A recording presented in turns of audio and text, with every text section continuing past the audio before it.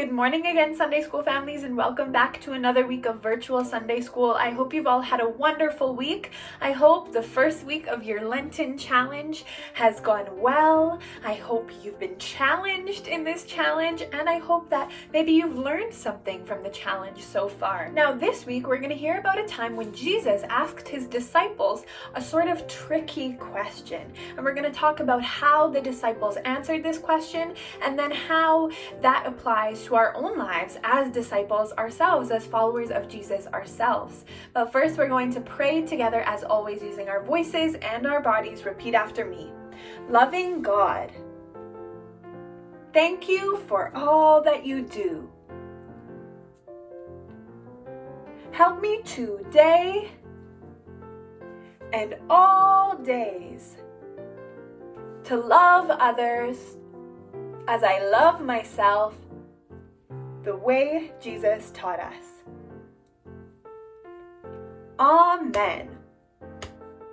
Now, before we get into today's gospel story, I have a bit of an activity for you.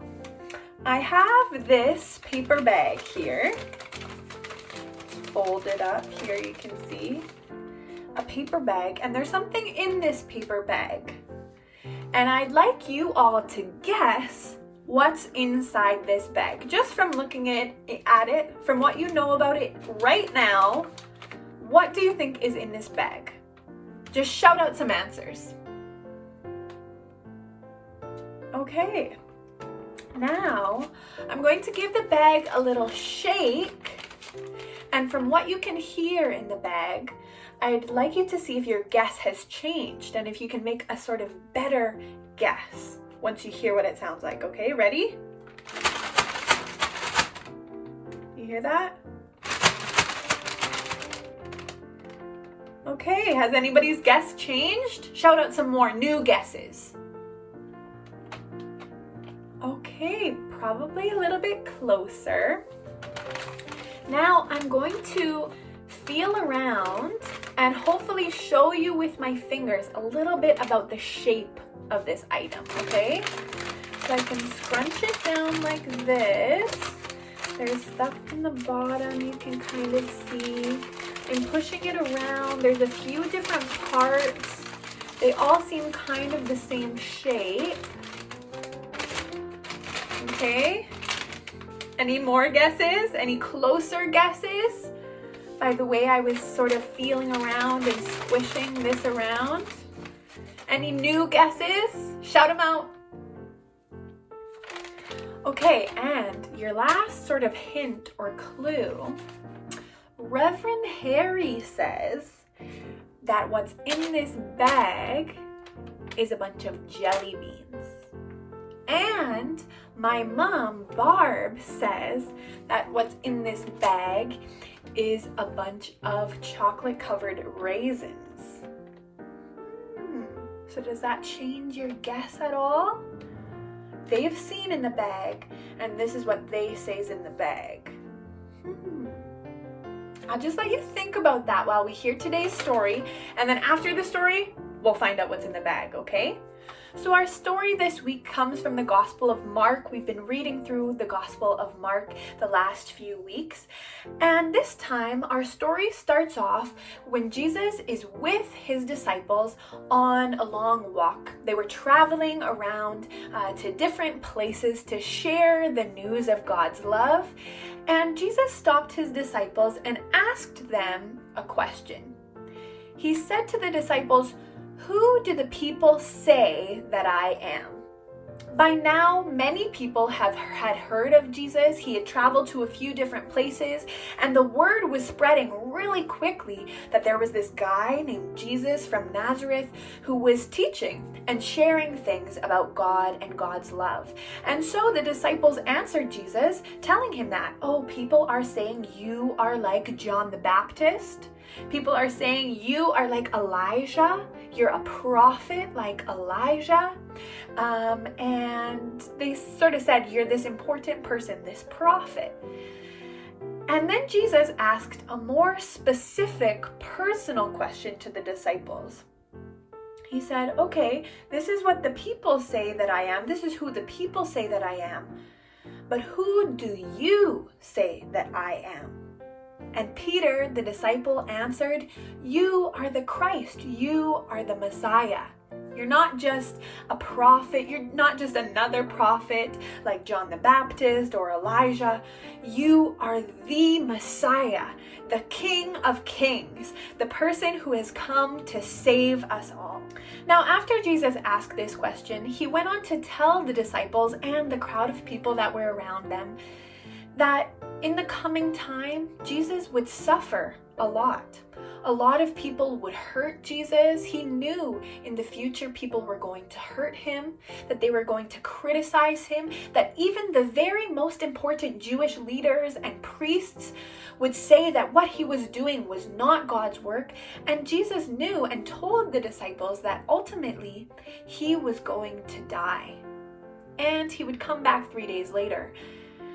And when Peter heard this, Peter was really close to Jesus. They were really good friends, Peter and Jesus.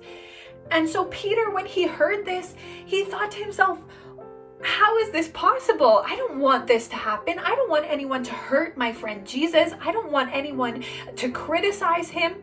And so Peter expressed these concerns to Jesus. But Jesus knew that his suffering was necessary. He knew that it was going to happen, and it was part of his role on earth was to go through that suffering. And so Jesus reminded Peter that even though Peter knew Jesus was the Messiah, Peter didn't fully understand who Jesus was yet.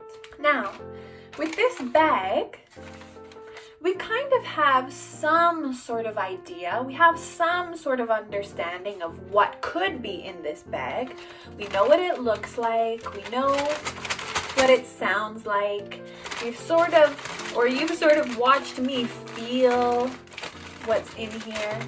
And we also know what other people have said is in this bag. We know Reverend Harry said that there's jelly beans in here, and we know that my mom Barb said that there's some chocolate-covered raisins in here. But how do we find out for sure what's in this bag? Well, we have to find out for ourselves, right? We have to open the bag ourselves and look inside. So let's find out. What is it? It's a bag of M&Ms. In fact, they're peanut M&Ms.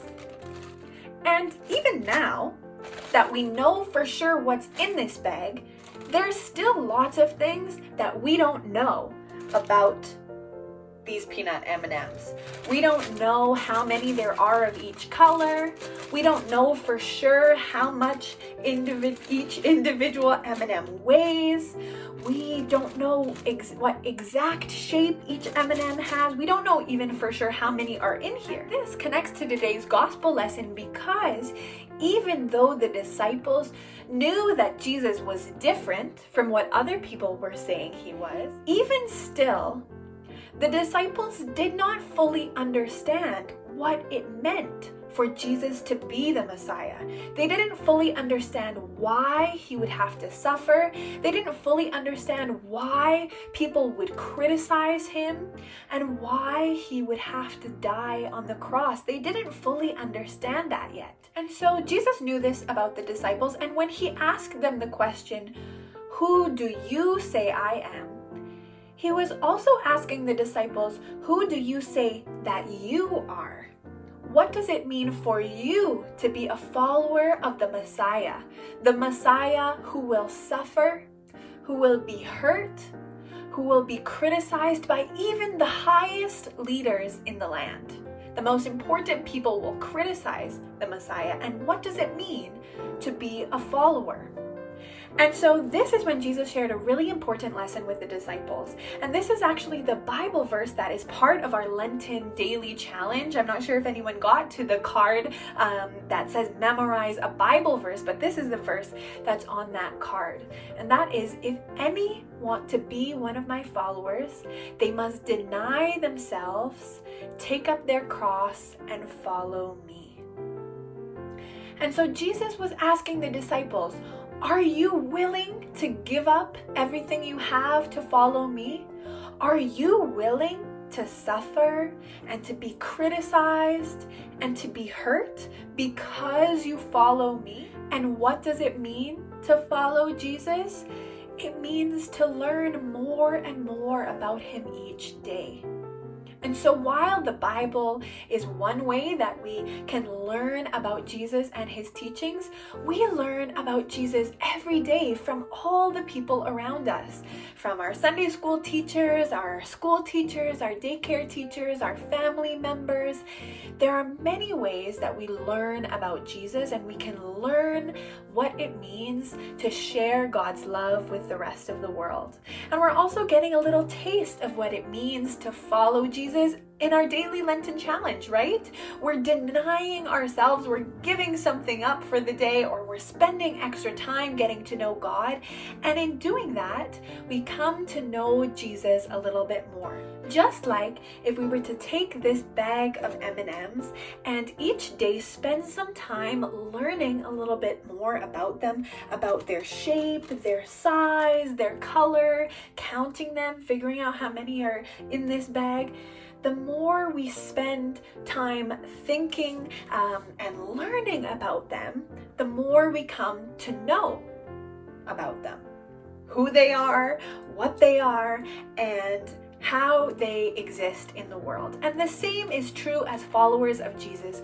If we take time each day to learn more about him, to learn about his teachings, and to feel God's love through knowing Jesus, the closer we are to knowing him and understanding the importance of what it really means to be the King of Kings, to be the Messiah, to be the Christ.